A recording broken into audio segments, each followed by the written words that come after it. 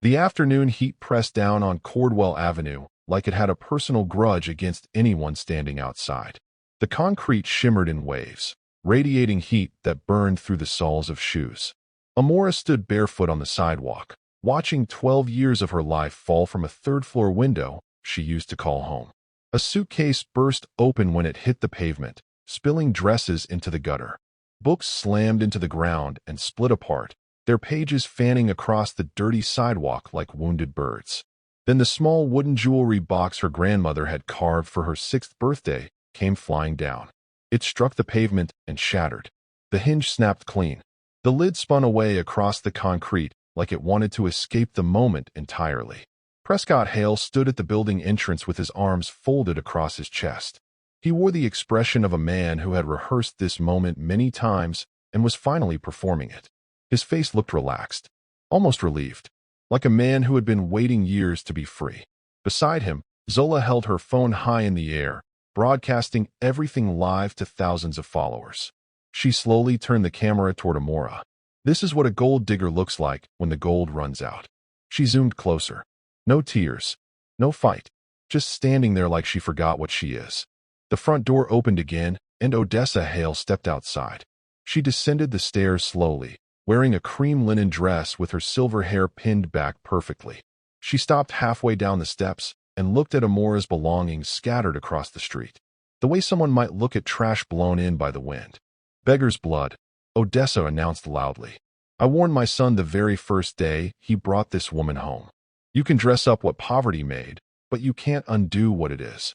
Upstairs, Celeste leaned out the window filming from another angle. Neighbors filled the doorways and windows. People Amora had once helped. People she had cooked meals for. People whose children she had watched. They all stood silently. Not one person stepped forward. Not one person spoke. Amora crouched slowly on the sidewalk and picked up the broken pieces of her grandmother's jewelry box. She held the fragments carefully in both hands, pressing them together the way you hold something that can never be repaired but still matters too much to leave behind. Prescott walked down the steps and stopped 2 feet from her. He reached into his jacket and dropped a folded envelope onto the pile of clothes at her feet. "Divorce papers," he said calmly. "Sign them and disappear." He looked around at the watching neighbors. "You came into this marriage with nothing," he continued. "I made sure you're leaving the same way." Amora looked down at the envelope. Then she slowly raised her eyes and met Prescott's gaze. She didn't speak. Across the street, a silver car sat parked beneath a tree. Inside the car, a man watched everything unfold in silence. A leather folder rested on his lap. Inside that folder were documents worth billions of dollars, and one name written across the top: Amora. He had been searching for her for 11 months, and what he carried in that folder was about to destroy everything Prescott Hale believed he owned. To understand how Amora ended up standing barefoot on a sidewalk with $32 and a broken jewelry box, you have to go back to a small town in Georgia called Benning Creek. The town had barely 2,000 residents. It was the kind of place where people knew your business before you finish your morning coffee. Amora's mother died when she was 3 years old after a sudden fever. No one ever spoke about her father. The subject disappeared every time his name almost came up. So Amora grew up with her grandmother, Mama Cora. Mama Cora lived in a pale blue house at the end of a gravel road with white shutters she repainted every spring. Every evening, she sat on the porch rocking slowly in her chair and humming quiet songs. Inside the house, everything was worn but spotless. The air smelled like shea butter and slow-cooked greens. Mama Cora worked as a seamstress. She took in clothing from anyone who needed help. Sometimes people paid. Sometimes they couldn't. But she always helped anyway. She raised Amora on one rule: not ambition, not money, dignity. How you carry yourself when the world gives you nothing, she would say, is the one thing the world can never take away. Amora carried those words with her through everything. She graduated high school with honors, wearing the same 2 pairs of shoes for 3 years.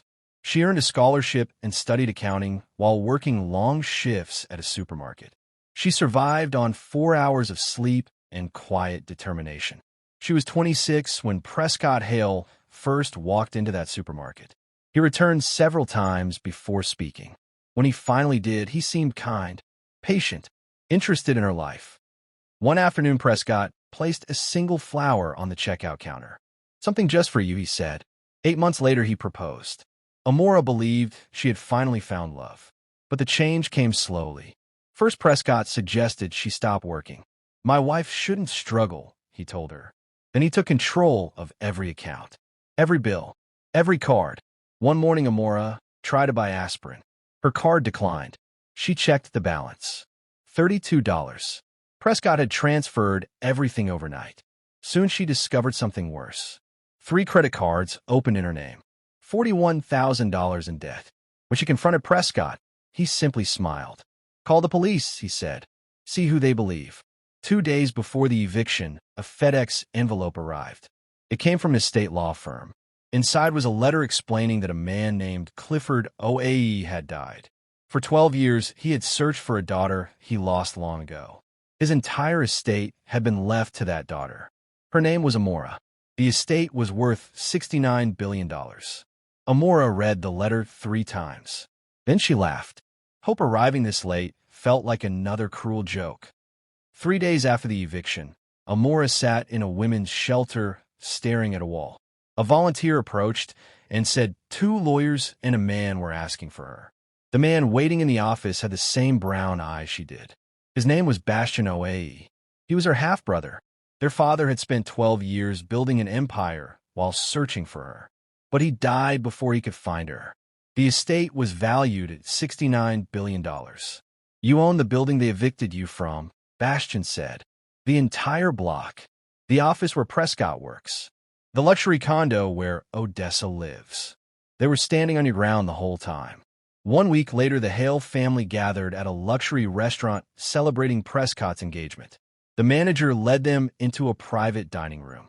Amora sat at the head of the table. 4 lawyers stood behind her. "You own nothing here," she said calmly. "The restaurant belongs to me. The entire block belongs to me. Prescott, your office lease expires in 30 days. Odessa, your eviction notice is on the table." She walked up to Prescott. "You told me I came from nothing," she said quietly. "You said on my own property while standing on $69 billion. Then she turned and walked away. Prescott lost his job. Zola's live stream became evidence. Odessa lost her home. The family that once united to humiliate Amora collapsed completely. Amora used her inheritance to restore her grandmother's home and build housing and scholarships for women like her. Because the one thing her grandmother gave her was dignity. And dignity planted with love can never be evicted.